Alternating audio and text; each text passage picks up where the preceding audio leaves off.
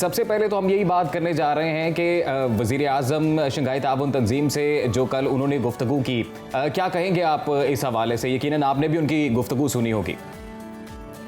देखिए, बुनियादी तौर पे तो वज़ीर आज़म का फोकस जो है वो इकॉनमी है और वो इकॉनमी को बुनियाद बना के आगे बढ़ना चाहते हैं और खास तौर पे चाइना के साथ जो हमारे माशी मामलात हैं उनको बुनियाद बनाकर और खित्ते के अंदर वो चीजों को लेकर चलना चाहते हैं।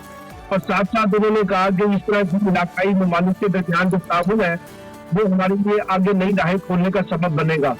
तो बातें तो बिल्कुल दुरुस्त की है प्राइम मिनिस्टर ने। अब सवाल सिर्फ ये है कि किस तरह से हम इन चीजों पर अमल दरामद कर सकेंगे और कैसे इन निकलने वाली आने वाली अपॉर्चुनिटीज का फायदा उठा सकेंगे। क्योंकि मसला ये है कि ये हुकूमत जो है इसकी मुद्दत तो भी 1-1.5 माह के बाद खत्म हो जाएगी।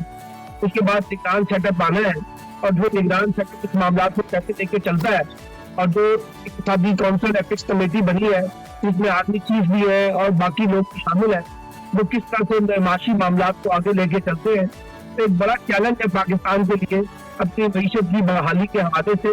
एक अच्छी पेशरफ तो ये हुई है कि IMF के साथ हो गया है और उसके नतीजे में कुछ नई अपॉर्चुनिटी मिली है, लेकिन अभी भी चैलेंज ये है कि पाकिस्तान इंटरनल क्राइसिस को तो मईशत से जुड़ा हुआ है, सियासत से जुड़ा हुआ है, उसको कैसे डील करता है ताकि ज्यादा अपॉर्चुनिटीज पाकिस्तान के लिए इकोनॉमिकली गेन की जा सके।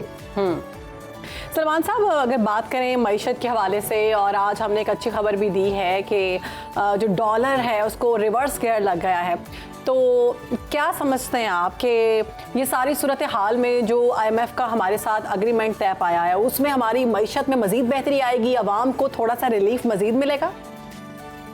देखिए, अभी आवाम को रिलीफ मिलने वाली बातें तो बहुत दूर की बात है। अभी तो IMF के साथ जो मामला तय हुआ है उसका एक बड़ा, जिसे कहते हैं, नजला आवाम पर अभी गिरना है। बिजली की कीमतों के हवाले से, डीजल की कीमतों के हवाले से, पेट्रोल की कीमतों के हवाले से तो फौरी तौर पर तो कोई रिलीफ नहीं मिलना। अलबत्ता IMF के इस माहिदे के साथ ये जो पाकिस्तान के डिफॉल्ट होने की बातें की जा रही थी वो अलबत्ता खत्म हो गई है और पाकिस्तान 9 माह के लिए अपने इस अबूरी सेटअप के कॉन्टेक्स्ट में आगे बढ़ेगा। लेकिन मसला वही है कि अगर पाकिस्तान ने इस IMF के साथ जो किया गया माहिदा है इसको बुनियाद बनाकर आगे बढ़ना है तो उनको एग्रेसिव रिफॉर्म्स करनी है पाकिस्तान के अंदर। अब क्या ये एग्रेसिव रिफॉर्म्स मुमकिन हो सकेंगी? क्या इससे हम अपने मईशत के जो चैलेंजेस है इंटरनल कॉन्टेक्स्ट उसको डील कर सकेंगे?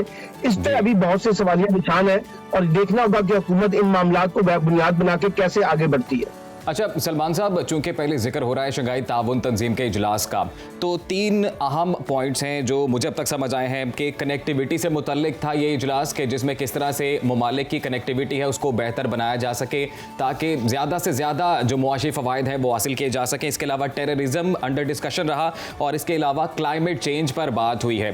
तीनों ही अहम इशूज़ हैं, तो हम चाहते हैं कि इन तीनों से मुतल्लिक आप थोड़ी थोड़ी राय अपनी पेश करते रहें। तो सबसे पहले टेररिज्म से रिलेटेड बात करते हैं कि हमेशा पाकिस्तान को स्केपगोट बनाया जाता है इंटरनेशनल अरीना पे जब भी अब जिक्र करते हैं टेररिज्म से मुतल्लिक।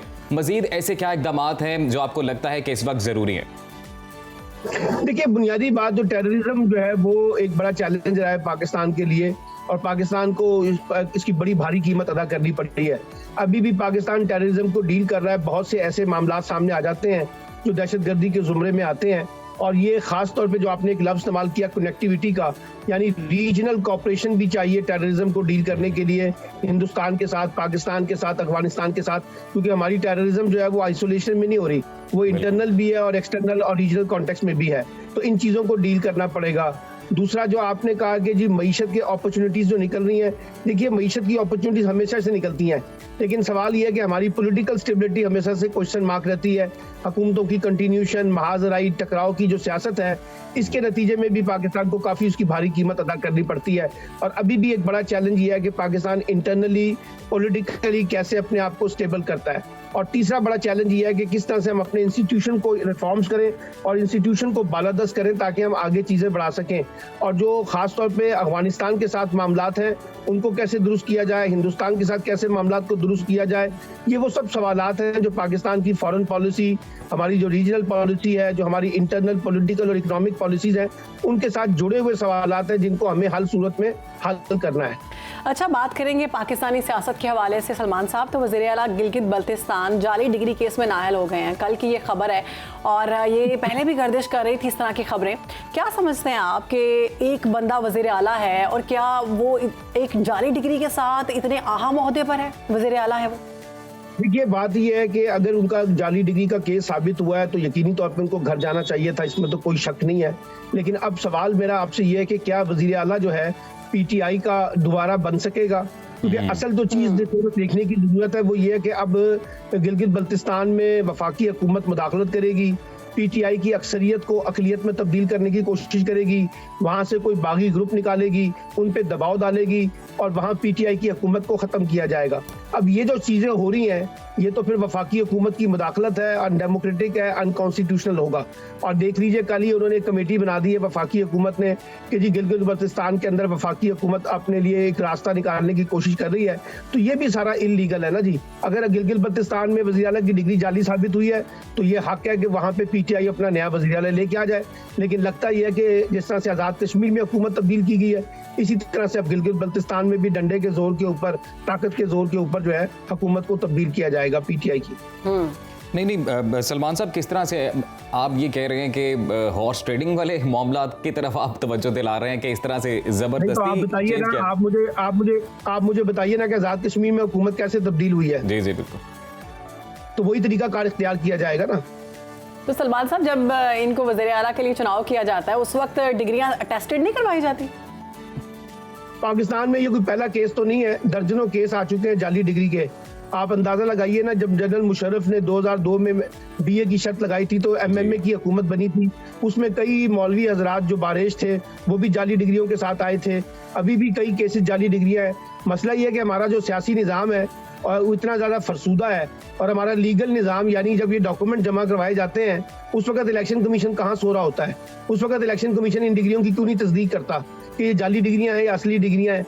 जब आप किसी की जगह पे नौकरी लेने जाते हैं तो लोग आपके पूरे डॉक्यूमेंट को चेक करते हैं। तो यहाँ जब मेंबर पार्लियामेंट बन रहा है तो उसके डॉक्यूमेंट चेक नहीं होते, और जब आपको लगता है कि किसी के खिलाफ हमें सियासी इंतकाम लेना है तो फिर आप जाली डिग्रियों के मामला को सामने ले आते हैं। बिल्कुल, जाली डिग्रियों के मामला सामने आते हैं। अच्छा सलमान आबिद साहब, जब जिक्र हो रहा है पीटीआई के दौरे इक़्तिदार का, तो इस हवाले से हमने ये भी देखा है कि उन्हीं के दौर में 29 अफराद को फौजी अदालतों से सज़ाएं सुनाई गई थी और अब उन सज़ाओं को चैलेंज किया गया है। आप किस तरह से देखते हैं इस सारी सूरत हाल को, और ये बड़ा हॉट टॉपिक है आजकल? देखिए, हमारे यहाँ जब फौजी अदालतें बनी थी, जब एपीएस का वाकया हुआ था 2014 में, उस वक्त तो समझ आता था कि टेररिस्टों को डील करने के लिए हमें फौजी अदालतें बनानी पड़ी हैं। लेकिन उसके बाद वो भी एक खास मुद्दत तक सुप्रीम कोर्ट ने उसकी इजाजत दी थी। लेकिन वह साबका हुकूमत के अंदर भी ये चीजें चली हैं और अब 9 मई के वाकयात को बनाकर भी बुनियाद ये बनी है। इस पे हमारे यहाँ सिविल सोसाइटी हो, हमारा मीडिया हो, हमारी जुडिशरी हो, बार एसोसिएशन हो, पॉलिटिकल फोर्सेस हैं, वो डिवाइडेड हैं कि रस्मी कोर्टों के मुकाबले में क्यों हम फौजी अदालतों की तरफ जाते हैं। लेकिन अब ये मामला क्योंकि सुप्रीम कोर्ट के अंदर है और यकीनी तौर पर सुप्रीम कोर्ट जो फैसला करेगा इन मिलिट्री कोर्ट्स के बारे में, वही फैसला हतमी समझा जाएगा। आप समझते हैं कि फौजी अदालतों से सुनाई गई जो सजाएं हैं, इनको चैलेंज करने के बाद रिलीफ सामने आ सकता है?